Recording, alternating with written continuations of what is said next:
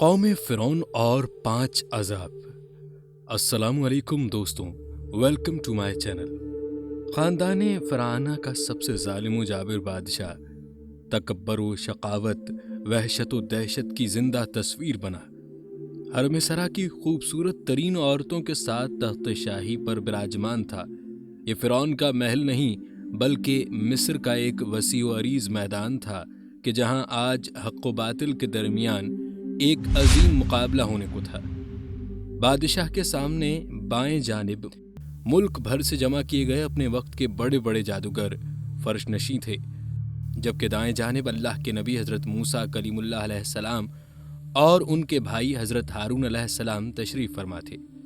بادشاہ کے اشارے پر مقابلہ شروع ہوا۔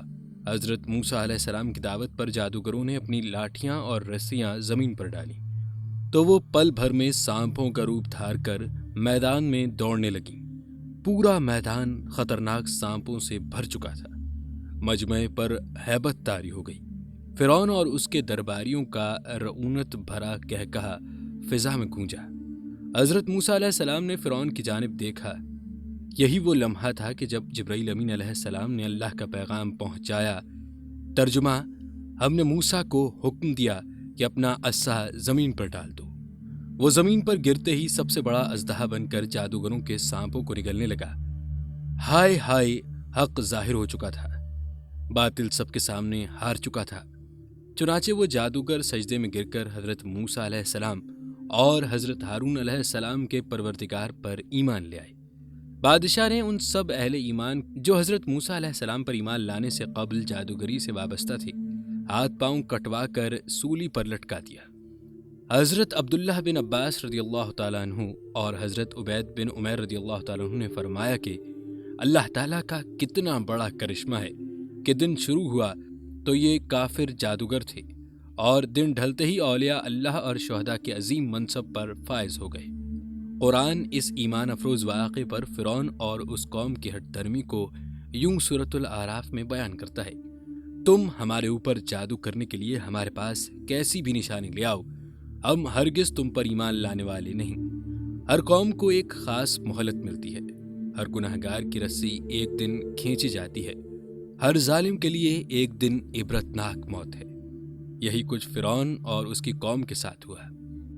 ناظرین، فرعون کی قوم پر اللہ تعالیٰ نے 5 عذاب بھیجے۔ پہلا عذاب الطوفان۔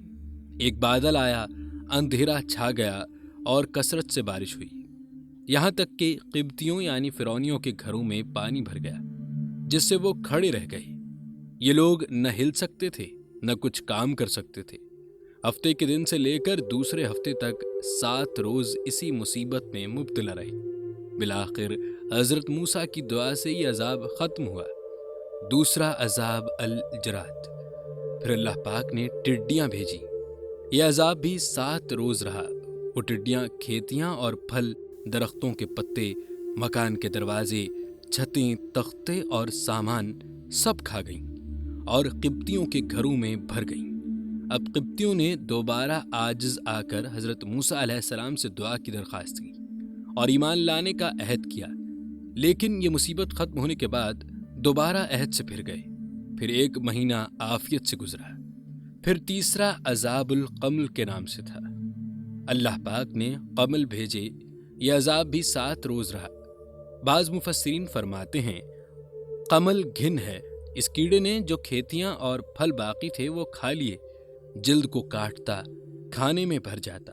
اگر کوئی 10 بوری گندم چکی پر لے جاتا تو 3 سیر واپس لاتا، باقی سب کیڑے کھا جاتے۔ یہ فرعونیوں کے بال، بھویں، پلکیں چاٹ گئے، ان کے جسم پر چیچک کی طرح بھر جاتے، یہاں تک کہ ان کا سونا دشوار کر دیا۔ چوتھا عذاب اللہ نے اضفادع کا حضرت موسیٰ علیہ السلام کی دعا پر بھیجا۔ اللہ پاک نے مینڈک بھیجے اور یہ حال ہوا کہ ہانڈیوں میں مینڈک، کھانوں میں مینڈک، چولہوں میں مینڈک بھر جاتے تو آگ بجھ جاتی، لیٹتے تو مینڈک اوپر سوار ہوتے۔ اس کے بعد پھر حضرت موسیٰ علیہ السلام نے دعا کی تو تمام کنوؤں کا پانی، نہروں اور چشموں کا پانی، دریائے نیل کا پانی، غرض ہر پانی ان کے لیے تازہ خون بن گیا۔ 7 روز تک خون کے سوا کوئی چیز پینے کی میسر نہ آئی۔